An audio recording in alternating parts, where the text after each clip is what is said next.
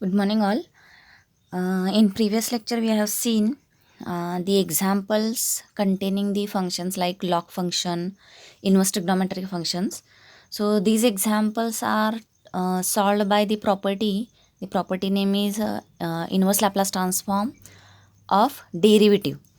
So till the last lecture, we have seen many properties of inverse Laplace transform. That is, first is the examples based on direct inverse Laplace transform formulae. Then first shifting property, second shifting property, then uh, inverse Laplace transform of derivative, then partial fraction method. So these are some properties. So let us see the next property, that is division by S property. Again, this property we have taken, or this is formed by the previous property in the first chapter, that is Laplace transform chapter. So in Laplace transform chapter, the property name is Laplace transform of integration. So this property is Laplace of integration from 0 to t ft dt equal to f bar s upon s. F bar s means the other notation is Laplace of ft upon s. So this is the property in Laplace transform chapter. So this property we have to use in reverse order, and that property is formed in the second chapter, that is inverse Laplace transform chapter, and that property name is division by S property. So this is your property in Laplace transform chapter. So if we take this L operator on RHS, we get the property in inverse Laplace transform chapter. So take this L on left side. So L inverse of this bracket. So instead of this notation, you have to use this notation in S variable, because in second chapter inverse Laplace transform, S variable notation is used many times, or you have to use this notation instead of L of ft, use the f bar s notation. So take this L on right side. So L inverse of f bar s upon s is equal to, right side is integration from 0 to t ft dt. So this is the property in inverse Laplace transform. This property name is Laplace transform of integration in Laplace transform chapter. And if we take this in the reverse order, that is take this L operator on right side, we get the L inverse of f bar s upon s equal to integration from 0 to t ft dt. So this property is formed in the inverse Laplace transform chapter. So this property you can name as division by S property. So L inverse of f bar s upon s equal to integration from 0 to t ft dt. So this is the property in inverse Laplace transform chapter, and in this second chapter, ft notation, instead of ft notation, use the other notation which is in S variable. So ft notation has the other notation also, ft equal to L inverse of f bar s. So instead of ft, use this notation, because this notation is in S variable. And in second chapter, we have to solve the examples in S variables. So use instead of ft this notation, L inverse of f bar s. So this is your division by S property in inverse Laplace transform chapter. So the next property is division by S property. So how to use this property in solving the examples? So if there is a S term in denominator in example, then clearly it is the example of this property, division by S property. So if this property is for division by one S only, division by, in denominator there is a S only, one S.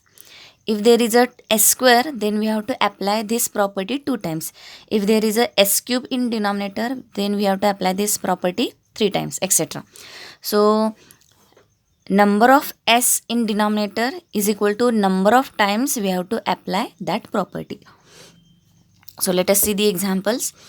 Again, one hint or one benefit in this second chapter, that is in inverse Laplace transform, that you can solve one example by many methods. That is, one example is solved by not by the only one method. So that example, same example, you can solve by the other method also. So this is your benefit, that if you forgot the uh, uh, if you forgot the one method in exam, then you can solve that same example by the other method also. In first chapter, this case is not there, because one example we have to solve by that property only, or that method only. No any other method is used for solving the same example. So in first chapter this is case, and in second chapter one example you can solve by the many other methods. So let us see the example based on this property, division by property.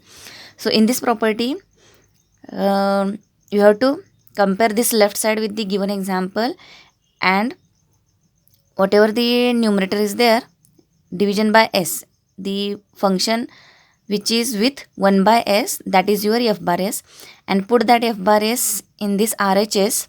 By comparing, you have to find first f bar s, then put that f bar s on RHS, take its inverse, and then whatever the answer of this inverse Laplace transform, take its integration from 0 to t. So this is your property. So let us see. Find the inverse Laplace transform of 1 upon s cube into s square plus a square. So this is the one example that in denominator there is a s cube there. So to use this property, if there is a 1s in denominator, so use one time this property. Here there is a s cube, so you have to use this property 3 times. That is, you have to integrate the L inverse of f bar s 3 times from 0 to t. So in denominator s cube is there, so 3 times you have to take the integration. So this is the one method. As we are solving these examples by using this property, in exam you can solve this same example by other method also, because this method is solved by the partial fraction method also. Again we will see another method in next videos, that is convolution theorem. This again this example is solved by the convolution theorem also. So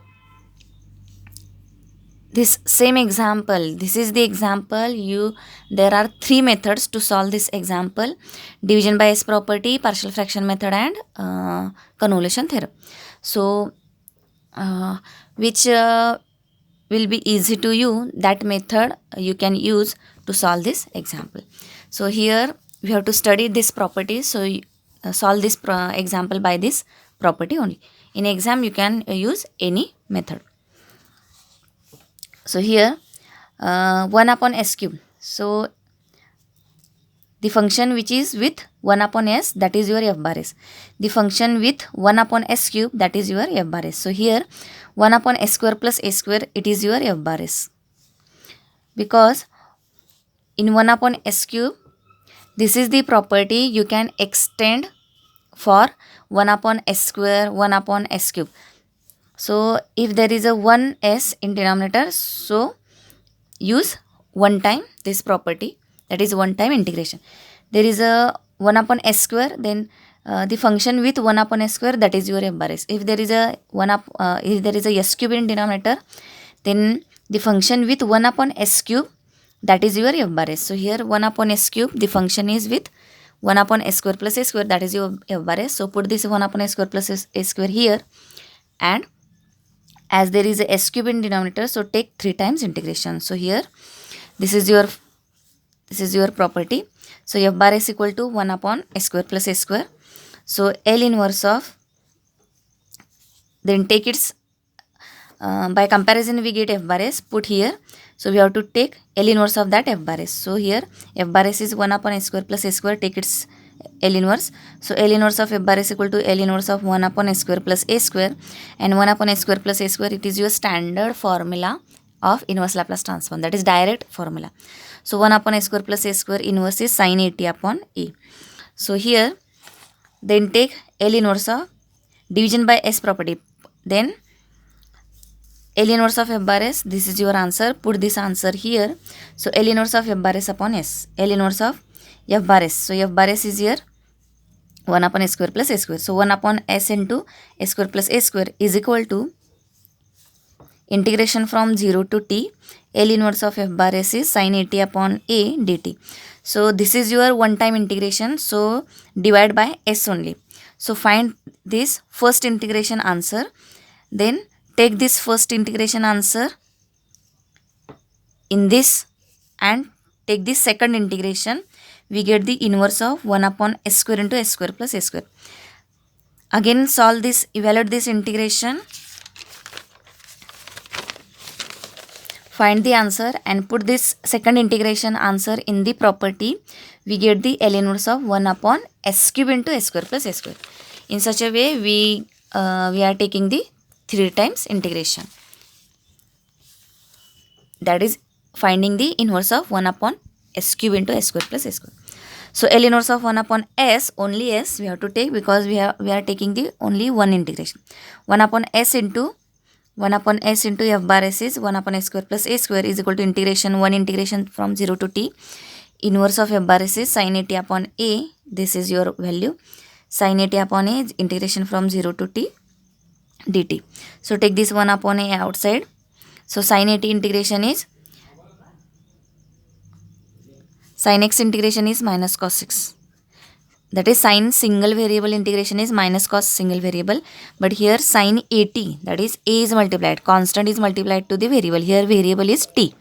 So only if there is a sin t, then integration is minus cos t. But instead of t, there is a 80. So we have to use sin bracket formula. So sin b integration is minus cos b, and the common term which is in denominator, derivative of b. So minus cos b, b value is sin b. Here the term is sin 80. So b value is 80. So put this